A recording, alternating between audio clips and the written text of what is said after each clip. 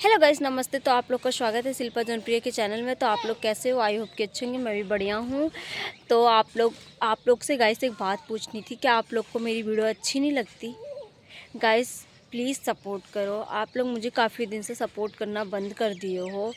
मेरे वीडियो पे 4 like, 5 like, 10 views ऐसे व्यूज़ आते हैं तो मन नहीं करता वीडियोस बनाने का।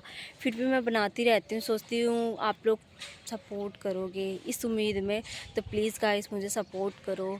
और आप लोग कहाँ कहाँ से मेरी वीडियोस देखते हो कमेंट में ज़रूर बताइएगा। गाइस ये ब्लॉग था, प्लीज़ सपोर्ट करो। और आप लोग को ना और आप लोग को एक चीज़ दिखाती हूँ। ये देखो गाइस, क्या है? आम है। आम आई किधर जा रहा है हाथ मेरा? तो गाइस मेरे यहाँ आम है, घर के बगल में ही आम है। तो अभी ये फरेगा, बहुत मीठा होता है ये आम। तो ओके गाइस, तो आप लोग उम्मीद है कि सपोर्ट करोगे